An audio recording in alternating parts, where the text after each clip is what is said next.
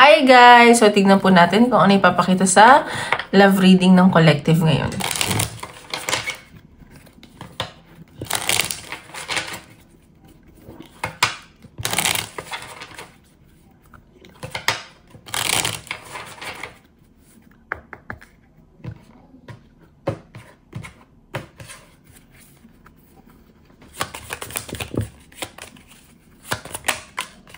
Surrender. So, may nakikita ko dito na parang sinusurrender nyo na itong connection nyo or pinapaubayan nyo na sa universe, ganyan. Parang napagod ka na eh. May mga lumalayo dito, ganyan. And sa nakikita ko, parang nai-stress yung iba sa inyo. Parang gusto nyo muna pumunta like sa nature, mag-beach, ganyan. Ayan no. Ginaground mo yung sarili mo. Ayan no, gusto mo mapunta talaga ng nature. And so nakikita ko, importante sa itong connection na to. Pero kahit na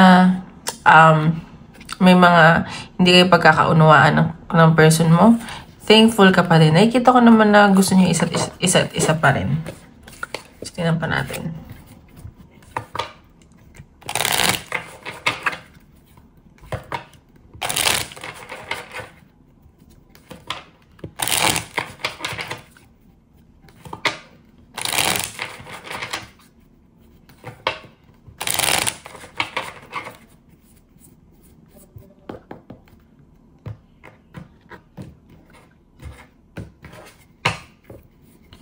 Isa pa daw.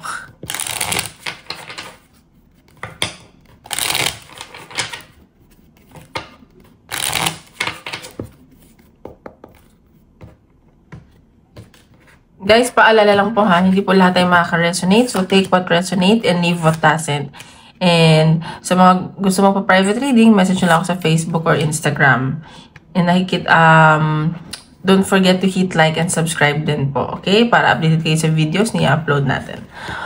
Okay, so nakikita ko dito, namimiss nyo isa't isa, namimiss mo yung person mo, o siya to, may mga naayos siyang papeles, documents, and nakikita ko, parang hindi kayo masyadong nag-uusap kasi parang nag-away kayo, or merong third party sa nakaraan, ganyan. And nakikita ko, may LGBTQ din dito, and medyo sensitive yung energy ng person mo or ikaw, ganyan. Yung isa dominante, ganun. So, ayan. So, wala masyadong pag-uusap. Ganyan yung sense ko. Kasi, parang may na-involve na ibang tao dito. Ganun. Tingnan pa natin.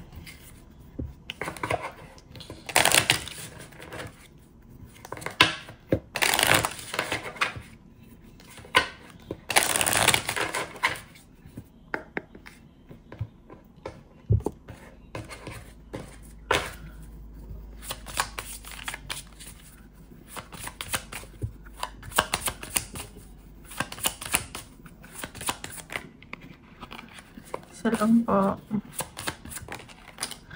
Okay.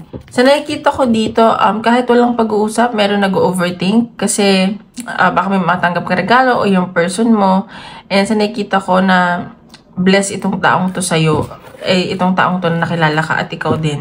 Napapasaya niyo isa't isa, nabibigyan niyo ng joy, ganyan. And very charming ka sa person mo at siya din. Ayan, no, masaya naman kayo isa't isa eh.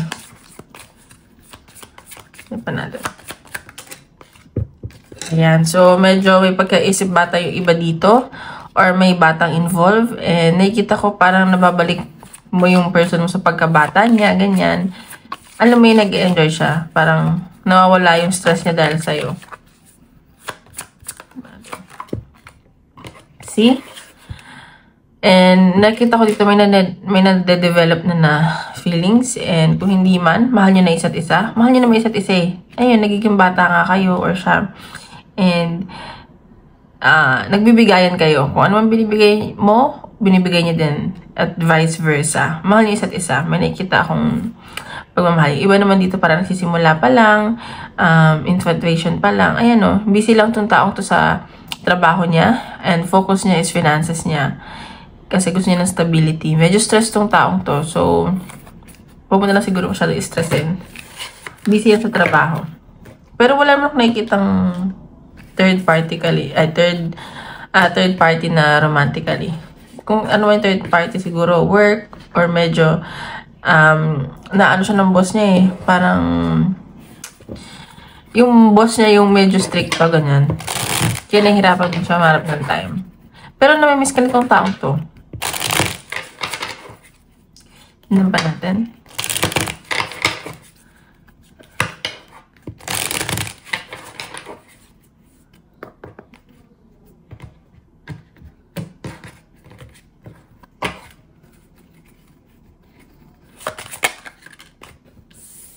Okay, so, siguro nagising mo tong taong to, ganyan, and may mga bisyo siguro to, at nakikita ko na mag-quit na siya dahil sa bisyong ganun.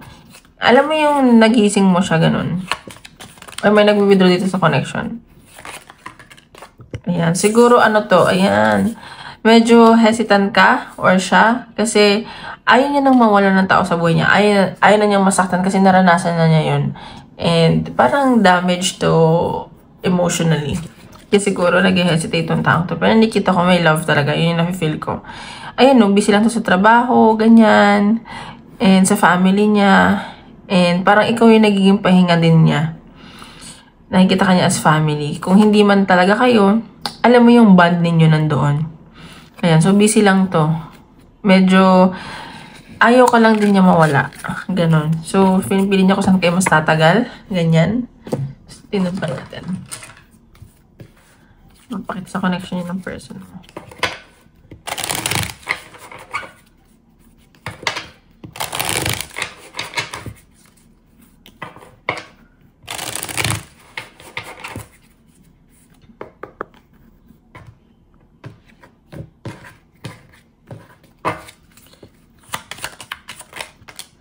See, maraming tukso sa paligid niya.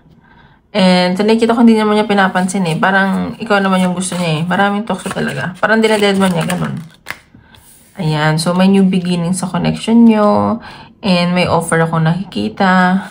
Parang, ano kasi din to eh. Focus din sa trabaho niya. Ayan. So, itong taong to, hindi siya nakakatulog kakaisip sa'yo. Sobrang stress to eh. And baka din, stress to sa kaperahan niya. And baka din siguro may bago kang offer or may offer sa'yo sa career or kahit saan at nai-stress siya dun kakaisip, ganun. Parang hindi niya gusto, ganun.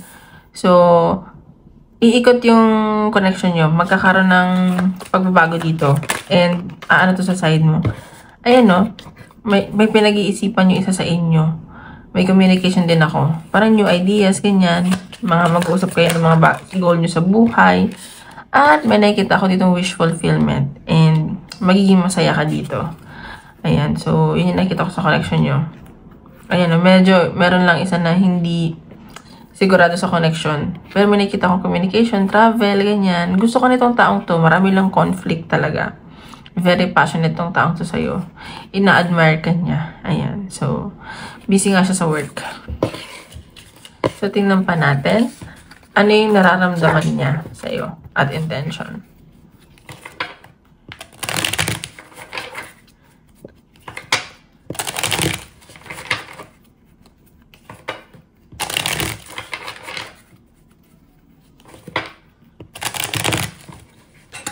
Oops.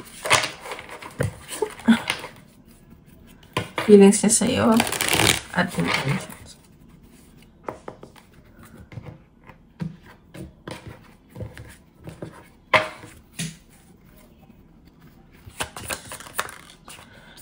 So, gusto niya magkaroon ng new beginning sa connection niyo. Siguro, may mga tampuhan kayo, may hindi kayo pagkakaintindihan, pero may nakikita akong new beginning. Gusto niya magsimula ulit.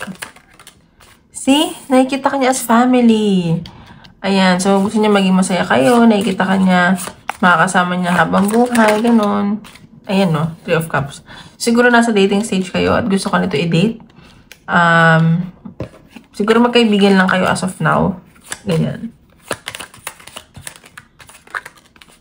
Eh, nakikita ko, magiging generous tong taong to. Hindi man sa material na bagay, pero sa oras, sa effort, ayan. So, gusto niya, sabi ko, nagbibigayan kayo, and gusto niya magbigayan kayo, ganyan. Nararamdaman niya sa'yo. Napapasaya mo to. Parang, sa'yo niya na feel yung pagiging pamilya. Na hindi niya na feel siguro sa pamilya niya. Ayan, may panghihinayang siya dito. May pagsisisi siyang nafe-feel sa'yo. See? Nag-overthink to. Hindi to makatulog kakaisip sa'yo. Ayan yung nararamdaman niya sa'yo. Ayan, gusto ko talaga niya. And may mga binabalansin siya dito. See? Ayan, gusto niya to i-work out. Mag-o-offer to sa'yo. Pero dahan-dahan. Paunti-unti. Kaya huwag mo bibigay. Chill ka lang. Slow burn relationship. Tingnan pa natin. Ano nafe-feel niya sa'yo?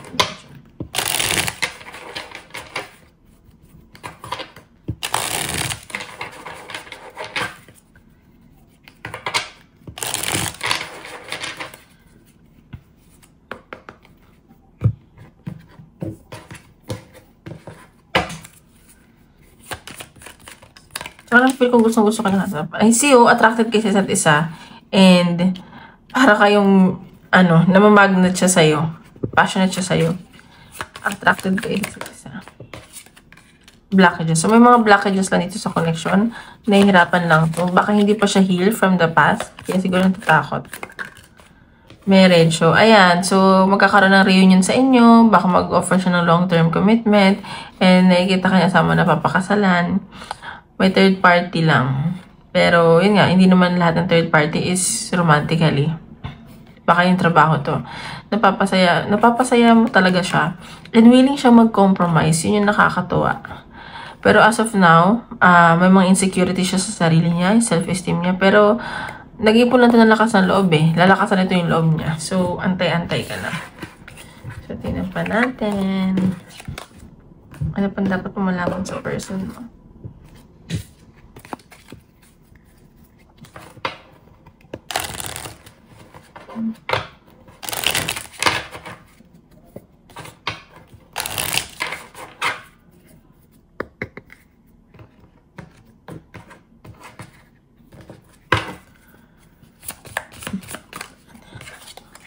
Intuition. So, ayan. So, if fina-follow kasi nito yung intuition niya kasi ayaw niya magkamali.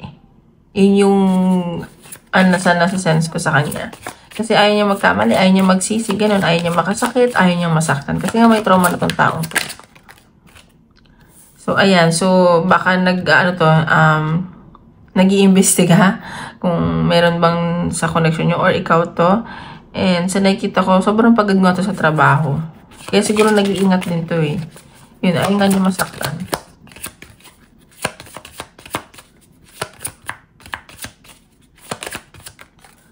Pregnancy. So, ayan. So, magbubunga talaga tong connection nyo. Not literally, meron din pregnancy. Pero may new beginning.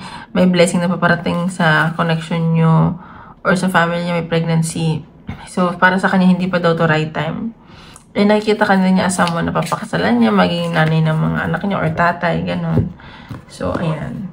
So, tingnan pa natin anong mensahe sa'yo ng person mo. Message sa'yo ng person mo.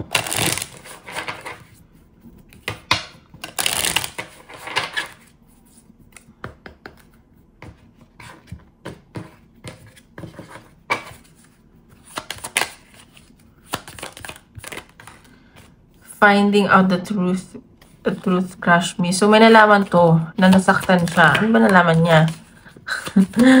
Tingnan pa natin. Tingnan natin. Pag-mensahe sa'yo. You spoke to me through music. So, ayan, bago siya matulog, nakikinig siya ng music, ng sounds. Hindi ko yung naalala niya. Ayan I wish I could take back my words. So, nagsisisi to. May mga nasabi to na nagsisisi siya. Hindi to siya see, the timing wasn't right for us. So, hindi siya available as of now. So, many things remind me of you. Tingnan natin, ano kaya yung... Wala lang, curious lang ako Hindi ko alam. Siguro sabi nito ni Spirit. Ano yung totoo na ano yung nalaman niya na totoo na nasaktan siya? Ano yung nalaman niya na totoo na nasaktan siya? Tingnan natin. Na-curious lang ako. Ay, may ending na nangyari. Tingnan pa natin. Okay, so, yung totoo na nalaman niya, siguro, may narinig talaga siya. Wait lang, clarify ko lang. About to sa trabaho. Sa trabaho yung nalaman niya. Ano ba? Aalis ka ba? Lilipat ka ba ng kumpanya? May gagawin ka ba? About sa career eh. Eh, nagsisisi siya. Ayun o, career. Career yung nakikita ko. Yung totoo. Okay, so tingnan pa natin ano yung possible. Ay, sorry. Na outcome. Connection niya. Possible na outcome ng connection niyo.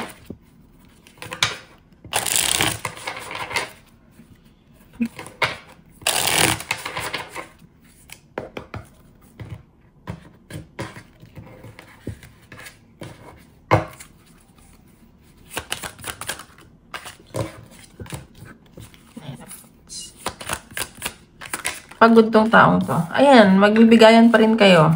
Magiging generous sa isa't isa, sa time, sa effort. Meron dito, magiging seloso, selosa, and possessive, ganyan. Page of Cups. Puro page. So, sa nakita ko, parang dadahan-dahan nyo tong connection nyo. Parang slow burn relationship nga. Ayan. Medyo may mapapagod lang dahil sa trabaho. Pero nakikita ko, magbibigay ito ng time and effort sa'yo. Magiging generous kayo sa isa't isa. And kahit na focus is yung finances, stability, may nakikita so dito, iingatan nyo isa't isa. Magiging possessive kayo sa isa't isa. And may offer ako nakikita, pero ano siya eh, yun nga, unti-unti, hindi pa siya ganun ka big kalaki yung offer. Pero magiging masaya ka. Kasi nakikita ka niya someone na very passionate, attractive, and sigurado na sa sarili, ganyan. Okay, King of Wands, Queen of Wands, pares kayo na energy, ang galing. So, ayan. So, medyo malaki lang yung ego din ng taong to. So, ayan yung magiging outcome, possible outcome. So, tingnan natin message siya ni universe. So, ayan. Unti-unti. One step at a time. Message in the universe.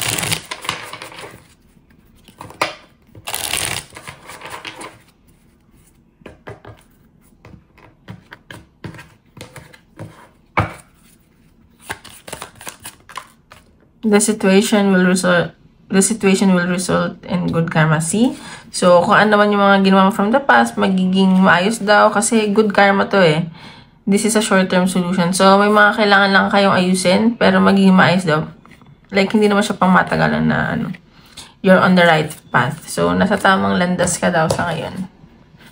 So, tingnan natin, message pa ni universe. Message ni universe.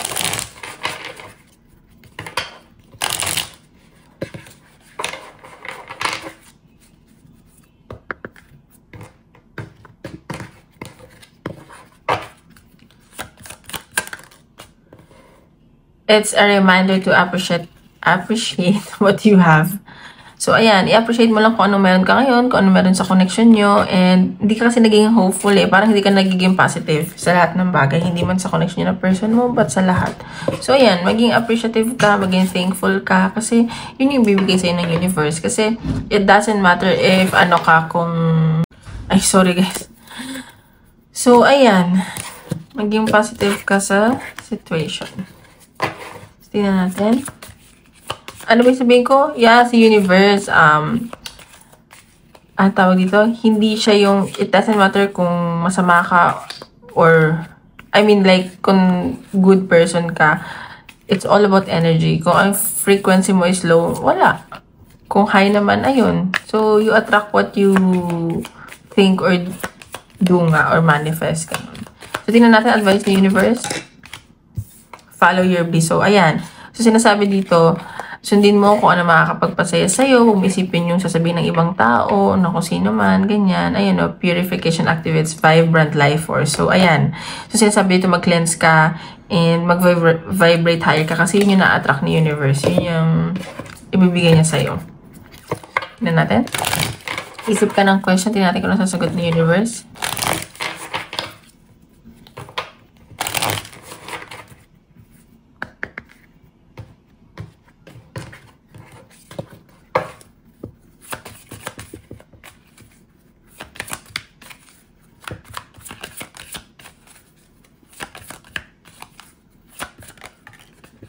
within the next few months. So, ayan. So, within the next few months na yung sagot. If you believe, see? Kung maniniwala ka, ibibigay sa'yo. So, ayun lang guys. Maraming salamat po.